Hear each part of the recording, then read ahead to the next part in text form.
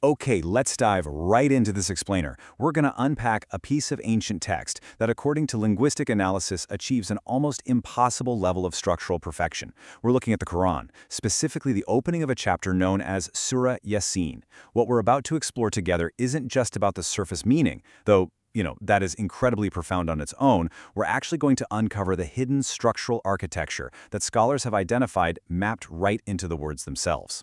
Because this explainer is all about structure, here's our roadmap.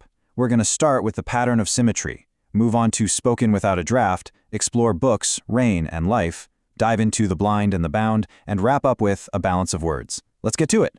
To make this manageable and to really let us appreciate the insane level of detail here, we're just focusing on the opening 12 verses of this text. These verses establish a core message about a straight path. Think of it as a spiritual blueprint for navigating human life.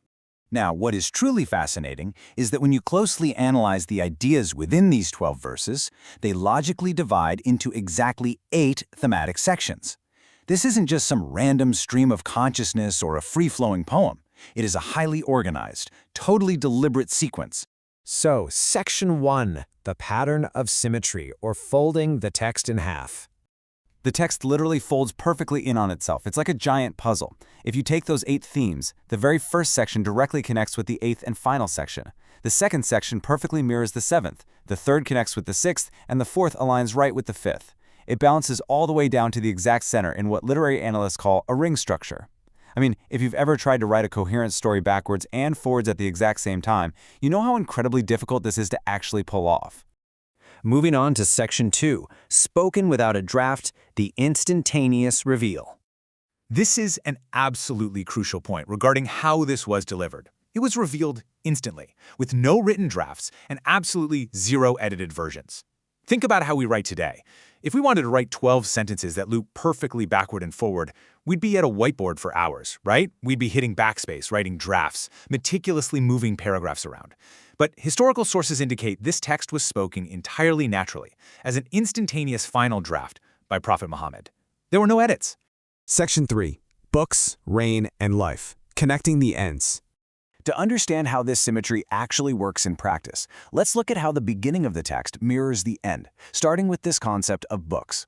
The text opens by mentioning the Quran, a book of guidance serving as a map for living correctly.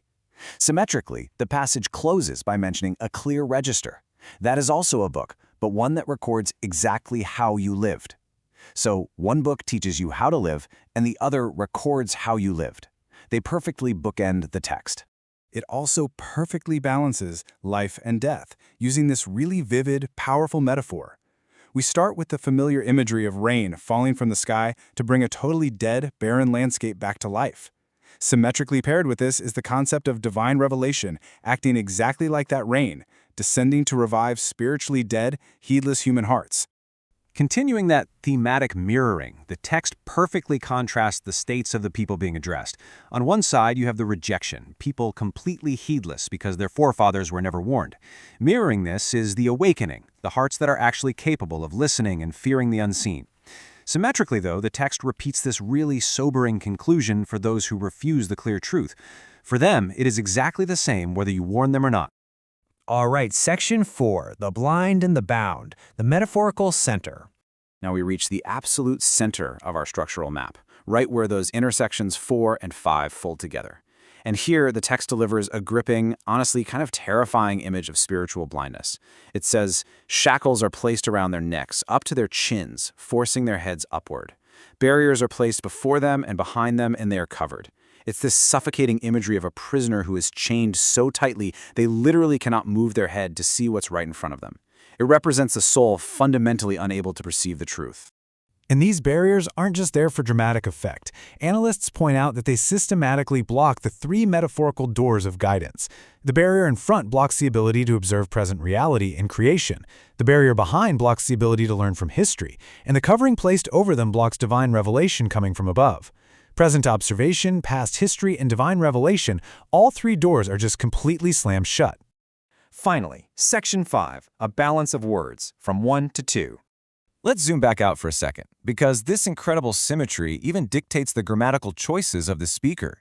At the very start of the passage, the language is entirely singular, We hear about one Quran, one messenger, one straight path, and one warning. But as the text unfolds and moves toward that mirrored center, it shifts beautifully into perfectly balanced pairs. Barriers in front and behind, the choice to warn or do not warn, the pairing of life and the record of deeds, fear and remembrance. The wording itself shifts to match the dual, mirrored nature of the whole structure.